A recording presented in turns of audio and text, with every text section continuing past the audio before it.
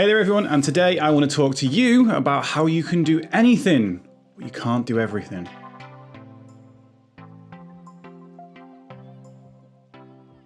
Hey there everybody, my name's Dave, aka Mindset by Dave, and I've been a mindset and mental health coach for the past 4 years, helping people get unstuck with whatever is keeping them stuck up here. As well as doing videos here on YouTube, I also stream live on twitch.tv/mindsetbydave every Saturday evening at 7 PM till 10 PM and every Tuesday from 10 AM until 4 PM. As well as that, you can also jump in our Discord, which is linked up on screen right now, where you can come and chat about mindset, mental health, personal development, pretty much whenever you want. So anyway, on with the content. So first of all, did you know that I can juggle?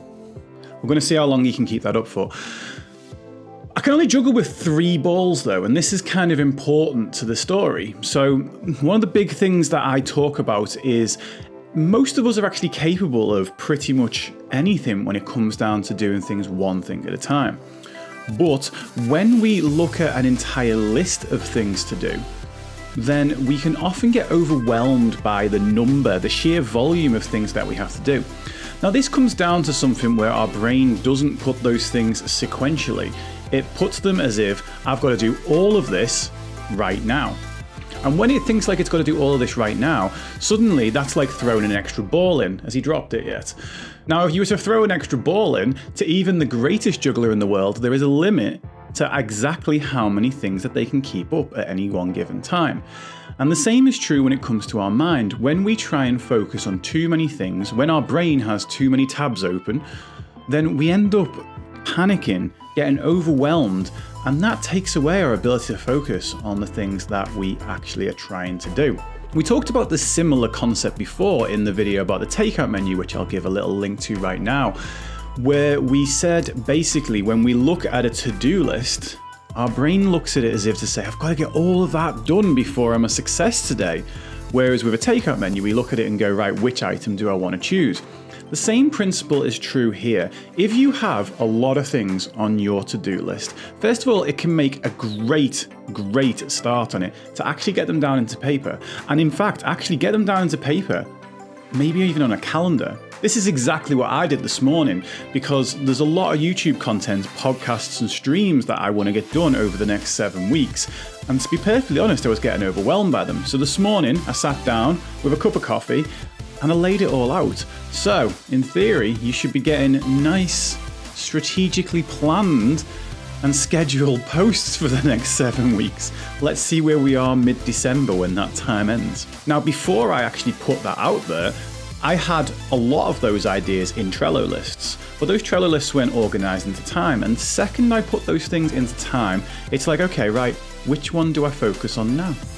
And that means instead of actually my brain trying to say, oh crap, I've got to get through this entire Trello list and I've got to do all those videos, it's like, okay, which one do we do right now? And by focusing on doing things one thing at a time, we get more done. Now, contrary to popular belief, we can't actually multitask. When we try to multitask, we're actually switching between 2 things. If you want to try a little something out for yourself, do the following experiment. Get a timer ready and then write A to Z on a piece of paper, and immediately after it, write 1 to 26 on a piece of paper. And just write all the letters first, then all the numbers, and time it. Probably you'll do it in around about 35, 40 seconds. Right, okay.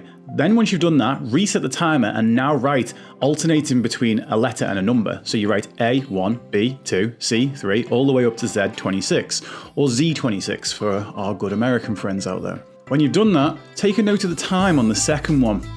I mean, I'm pretty certain you can guess, but I don't want to give away any spoilers, but it can be quite surprising just by how much. Now, if we take that into consideration, when our brain tries to constantly switch between all these different things, if our brain tries to switch between alphabet and number, and it can take so much extra time to do that, just imagine what it's doing if you're trying to switch between more complicated tasks than that.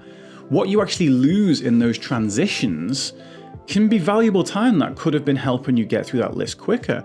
But by thinking and feeling like we have to do everything all at the same time, as well as the multi-switching, we've got that overwhelm and chances are it's just stacked up against us.